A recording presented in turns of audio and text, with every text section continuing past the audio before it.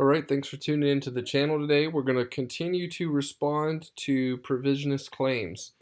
And this does come from a specific book written by a provisionist. And he makes this claim here about God's decree in relationship to God's knowledge.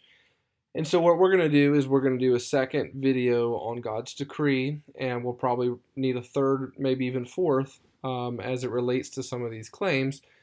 But I just want to introduce this provisionist claim and then use Francis Turretin and his Institutes of Theology and kind of discuss some of the things he has to say about this.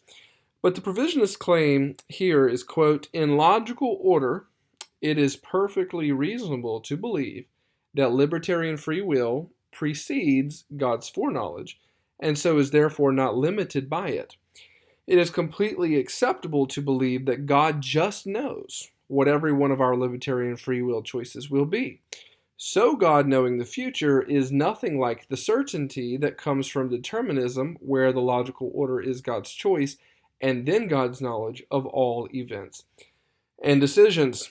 So we're going to go through Francis Turretin and his Institutes of Elliptic Theology and kind of respond to this claim. And it's going to take a lot of unpacking because this is now getting less specifically into the text of Scripture and more into the realm of theology and philosophy. And so we're going to unpack this a little bit. I firmly believe that the provisionist many times doesn't have so many exegetical arguments. I mean, they do put forth some, but I believe at the core of their objections to Reformed theology are theological and philosophical presuppositions. And so like this claim here, this is totally theological and philosophical. Notice there's no scripture in this claim.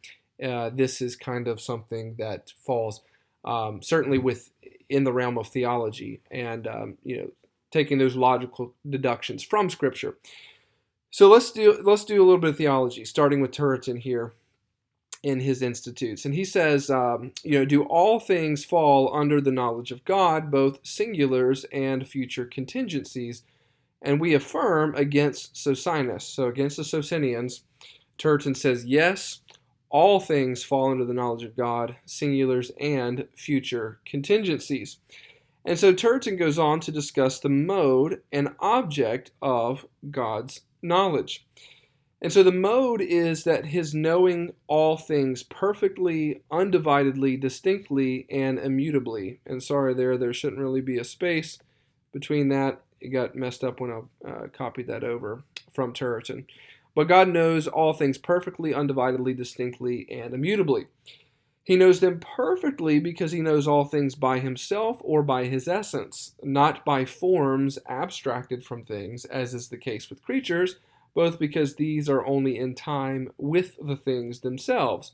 But the knowledge of God is eternal, and because he can have no cause out of himself. He knows all things undividedly because he knows all things intuitively and noetically, not discursively and dianoetically, by rationalization and by inferring one thing from another. If God is sometimes set forth as inquiring or reasoning, this is not said properly but humanly, the Scriptures lisping with us to the perfect and certain knowledge of God. God knows all things distinctly, not that by a diverse conception he collects diverse predicates of things, but because he most distinctively sees through all things at one glance, so that nothing, even the most minute, can escape him. God knows all things immutably, because with him there is no shadow of change. And as he himself remaining immovable gives motion to all, so he sees the various turns and changes of things by an immutable cognition. So that is Turretin's discussion on the mode of God's knowledge, and he also discusses the object of his knowledge. And this is, of course, God knows himself and all things extrinsic to him. Himself, who most perfectly knows himself in himself and all things extrinsic to him, whether possible or future, i.e., as to their various orders and states, as to quantity, great and small, as to quality, good and bad, as to predication, universals and singulars, as to time, past, present, and future, as to state, necessary and free or contingent. So Turretin recognizes that the Socinians agitate this question because they wish to withdraw from the knowledge of God singulars and future contingent things. And Turretin defends the knowledge of God regarding small things regarding all things from several scripture passages. And he goes, sorry, that is small things. So Turretin says, God even knows the number of the hairs on our head, not one sparrow falling to the ground without the will of the Father, etc. So Turretin references many scripture texts to support that God knows all things, even the smallest, minutest things. And the Socinians, regarding their teaching on future contingent things, Turretin says that the Socinians endeavor to wrest from God in order to establish more easily the indifference of free will, its freedom from all necessity, even from that which is usually placed upon it by the foreknowledge of God. They openly withdraw from him the knowledge of future contingencies as not being in the class of knowable things, saying either that he does not know them absolutely or only indeterminately and probably. So the Socinians were the open theist of that generation. Open theism's been around for a while. It's called that. It's given that new terminology in our day, but these were the Socinians of Turretin's day. And the Provisionists that I have been interacting with in the past, he's no open theist, and many Provisionists are not. But it is helpful to include Turretin's discussion here because of what Turretin says about contingency and God's knowledge. And we'll go on here to read about that. So Turretin says, on the state of the question, observe, 1, that a thing may be contingent in two ways, either with respect to the first cause, inasmuch as it can be produced or not produced by God, and so all creatures are contingent with respect to God because he might not have created any if he had so willed, or with respect to second causes, which can produce or not produce their effect, and are thus distinguished from necessary causes. We here speak of future contingencies in the latter and not in the former sense.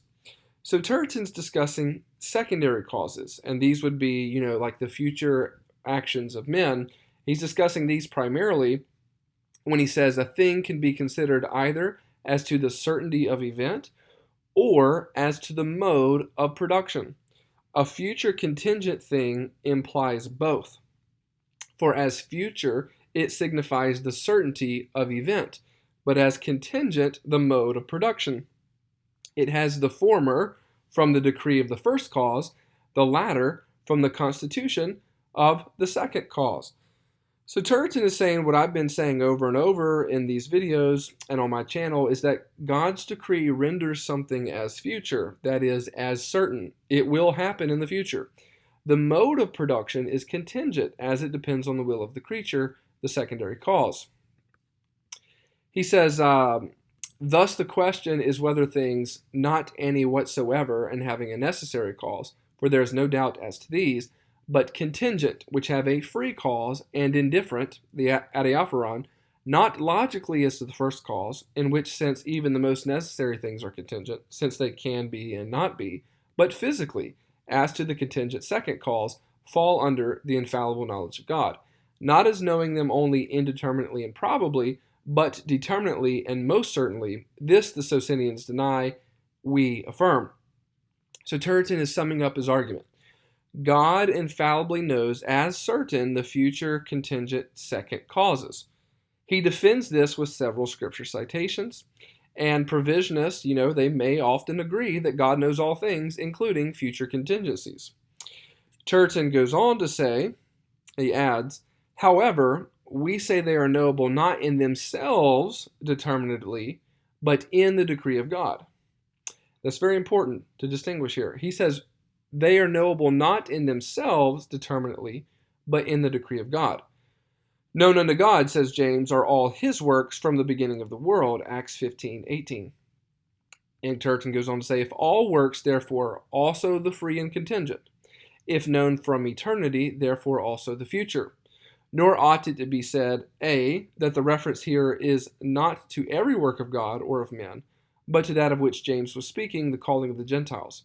For the universal mark admits of no restriction, but shows that James proceeded from the genus to the species, from the thesis to the hypothesis. In this sense, whatever God does in time, he decreed and foreknew from eternity. Therefore, he decreed and foreknew that the Gentiles would be introduced into the communion of the church without an observance of the Mosaic law.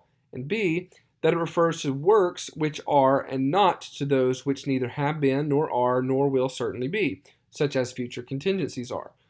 For although they are not as to real being, yet they are as known being. Although they will not certainly be as to second causes, yet they will certainly be as to the first, by which they are defined. And see, the calling of the Gentiles was so a work of God, that it ought also to be the work of the nations, because they ought to respond to his call through grace. Therefore, if God certainly knew that call, he ought to know future contingent things. We'll go on and we'll summarize here in a second. Turretin goes on to say, because God predicts future contingent things, therefore he knows them. For unless he infallibly knows, he could not certainly predict them, as he frequently does. He declares the end from the beginning and from ancient times of things that are not yet done, Isaiah 46:10. Show the things that are to come hereafter, that we may know that ye are gods, Isaiah 41:23. God thus distinguishes himself from false gods and creatures. The examples of prediction occur everywhere in the Scriptures. What do our adversaries reply here? That these predictions are probabilities only, as they impiously speak? But who can stand the blasphemous expression that the infallible knowledge of God is merely conjectural, and his word, which is stronger than heaven and earth, and of which not even an iota can pass away until all be fulfilled, is founded upon mere fallible probabilities? That these predictions are of things which God had decreed to bring about? But there is no future thing which God has not decreed, either to do if good or to permit if bad, see my prior video, nor can he foreknow unless he has decreed them. Now that's directly relevant to the provisionist quote we had at the beginning of the video. And here Turretin's really getting to the point, that we're trying to emphasize. God cannot foreknow future contingent things unless he has decreed them. The decree of providence draws this necessarily after it, because as whatever takes place in time, God immutably decreed either to effect or to permit. So he ought infallibly to foreknow it all. The reason is that the foreknowledge of God follows his decree, and as the decree cannot be changed, so neither can his knowledge be deceived. Our God is in the heavens. He has done whatsoever he pleased. Psalm 115:3. For of him and through him and to him are all things. Romans 11:36. He works all things after the counsel of his own will. Ephesians 1:11. Nor can these passages be referred only to the things which God himself does, and not to those which ought to be done by men, as placed in their will, as Socinus maintains. For all things alike are subjected to divine providence, nor does the liberty of human actions hinder them from falling under his knowledge and decree. Nor does the liberty of human actions hinder them from falling under his knowledge and decree, as will be proved hereafter. And again, Turretin is clear here. The foreknowledge of God follows his decree. We're going to see this over and over. He says the principal foundation of the divine knowledge about future contingent things is not either the nature of second causes, which is supposed to be indifferent, adiaphoros, or simply the divine essence, as immutable by creatures and as capable of producing them because it is the foundation of the possibility of things. The decree alone by which things pass from a state of possibility to a state of futurition, in which he sees them as it were determined and certainly future. And because the decree of God is not occupied about the thing, but also about the mode of the thing, i.e., that the thing may take place according to the nature of its cause, necessarily if necessary, freely if free. God sees them in the decree not only as certainly future, but also as certainly future contingently. And this paragraph is packed with good theology. The principal foundation of divine knowledge about future contingent things is only the decree of God, by which things pass from a state of possibility to a state of futurition. That they are decreed does not eliminate secondary causes. It establishes them. See Westminster Confession of Faith 3:1. With respect to future contingent things, God decrees the mode of the thing to take place according to the nature of its cause, as certainly future contingently. He goes on to say, of whatever things there is not a determinate truth, of them there cannot be a certain and infallible knowledge, if they are absolutely and in every respect indeterminate. But future contingent things are not such. For if they are indeterminate with respect to the second cause, and in themselves, They are not so as to the first cause, which decreed their futurition. If their truth is indeterminate with respect to us, who cannot see in which direction the free second cause is about to incline itself, it is not so with respect to God, to whom all future things appear as present. Turretin brings us up to a good point here. He brings up a good point. Future contingent things are not absolutely and in every respect indeterminate. Indeterminacy is not synonymous with contingency in God's world. He states that even if, with respect to the second cause, the creature, the thing is indeterminate, it is not so with God. For God has determined all that comes to pass as the first cause. He has decreed the thing's futurition. Future contingent things are thus indeterminate on one level, at the level of the second cause, and determinate on another level, at the level of the first cause. And Turretin deals with some expected objections here. He says, it is not inconsistent for the same thing to be said to be possible and impossible at the same time, but as two different things. Possible with respect to potency, or the second cause, considered in itself and in a divided sense, and impossible relatively on the hypothesis of the divine decree and foreknowledge. So it was possible for Christ not to be crucified if God had so willed, and impossible on account of the decree. What therefore in the compound sense, and on the supposition of the decree of God, concerning the futurition of the thing, was impossible not to take place, yet in the divided sense, and the decree is being laid aside, was possible not to take place. And Turretin is right to bring up the crucifixion of Jesus here, as it depended on many future contingencies, many secondary causes, which for them it was possible to not crucify Jesus. However, because of the decree, it was impossible that Jesus not be crucified. You have to consider both the first and the secondary causes. Turretin says, it is one thing for a thing to be able to be done or not to be done, i.e. for a thing to be possible or not to be future hypothetically. Another for a thing to be able to be at the same time future and not future. The former denotes only the temporal identity of power as much as the thing could be done or not. The latter implies the power of temporal identity because it is supposed that something could at the same time be and not be. Contingency applies to the former method, not to the second, which is absurd. And so Turretin here clarifies that the nature of contingency demands that we accept this, as it is true that a future possible thing is able to be done or not to be done. This is not a contradiction. All should accept this. The other statement is a contradiction, and so he gives an example. We acknowledge a contradiction in these two propositions.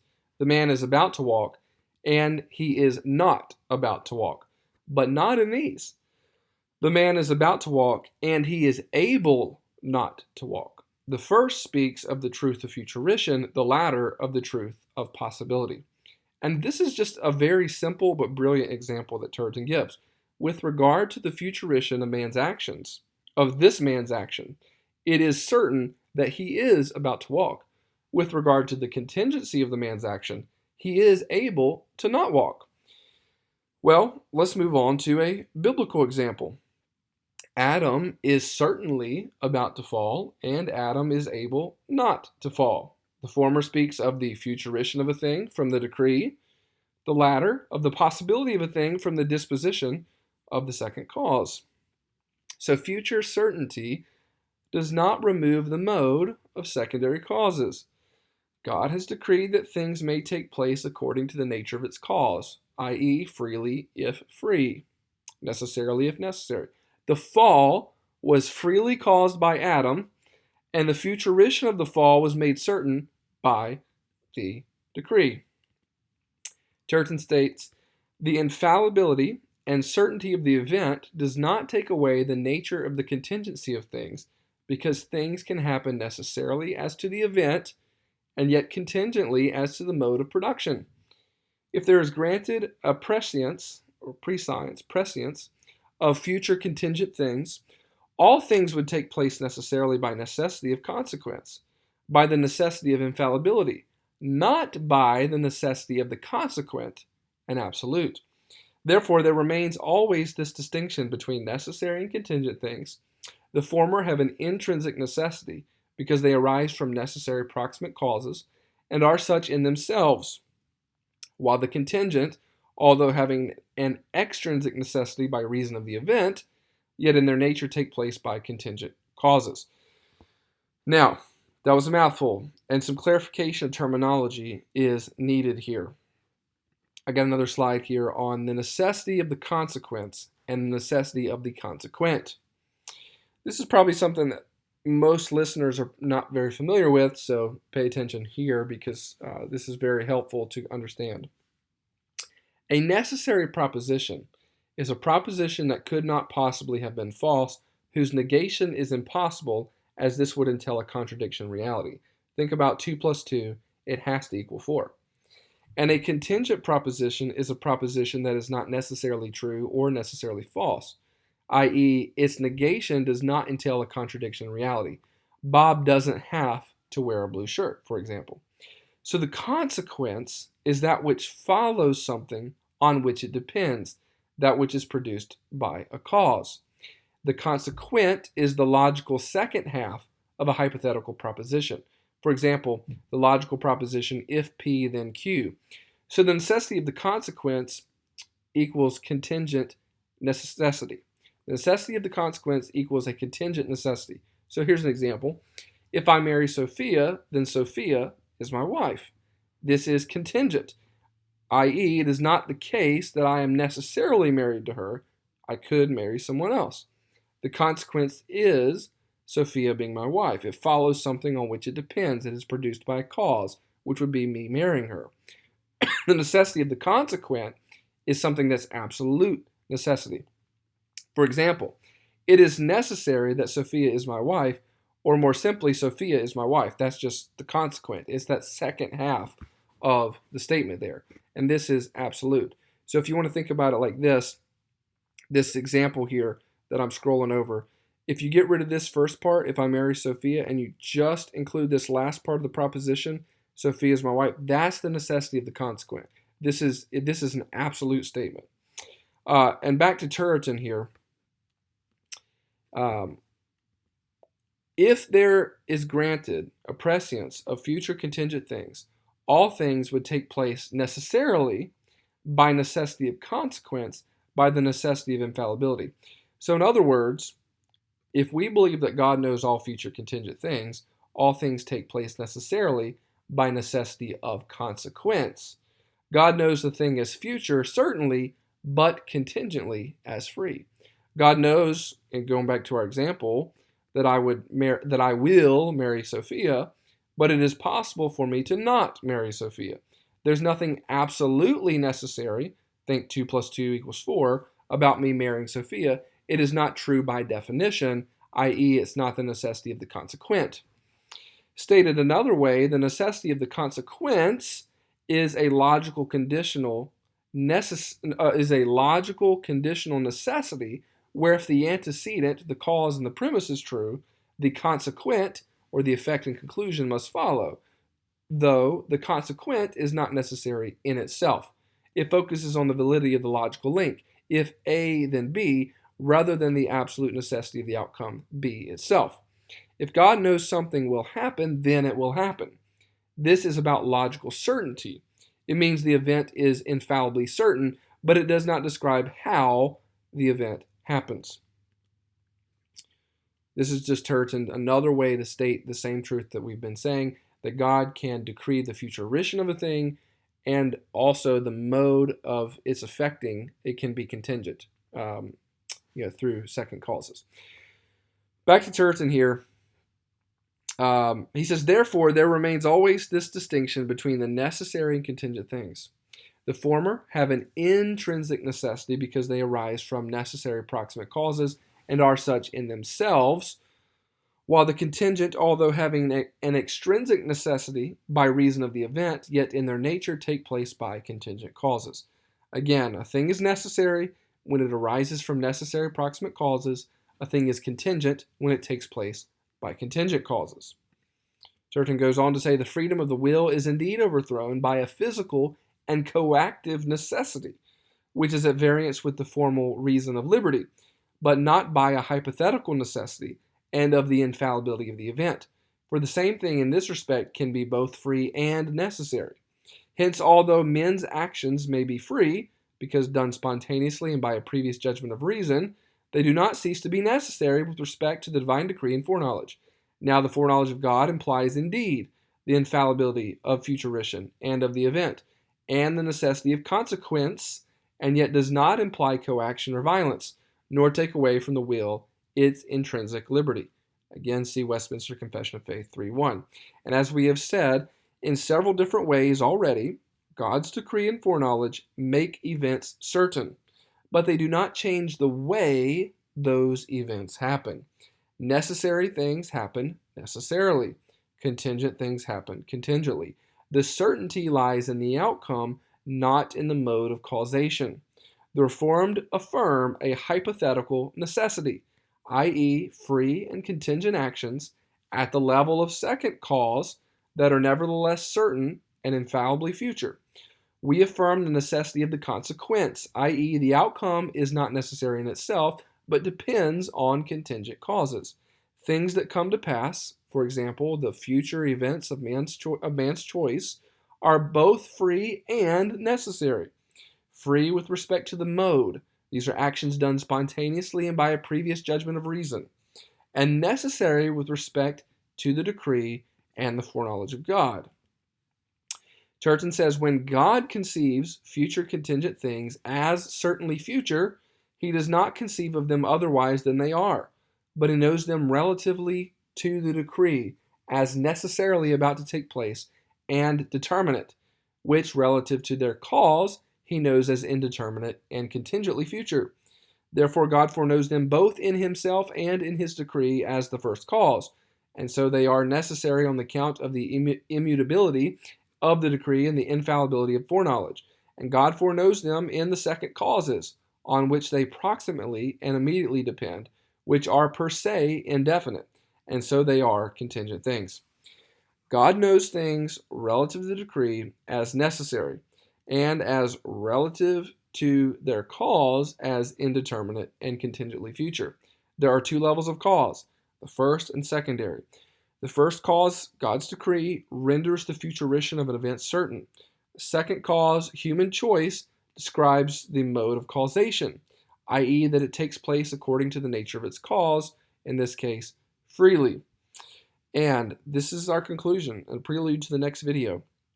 The next video, we're also going to be very deep in theology, and we're going to discuss some critiques to provisionism and Mullinism specifically as it relates, but we had to lay some necessary groundwork here first. This is the groundwork as it relates to the discussion of God's knowledge of future contingent events and his decree and how those things relate. And that is absolutely necessary that we understand those things before we proceed on to critiquing the statement at the beginning of this video, which let me go there to that slide again, and I will refresh everybody of what the claim being made was. Let's see here. The claim being made was that in the logical order, it is perfectly reasonable to believe that libertarian free will precedes God's foreknowledge and is therefore not limited by it. It is completely acceptable to believe that God just knows what every one of our libertarian free will choices will be.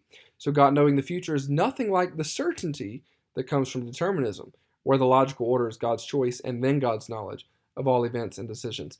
We will dive deeper into a critique of that next time. Thanks for watching this video. Appreciate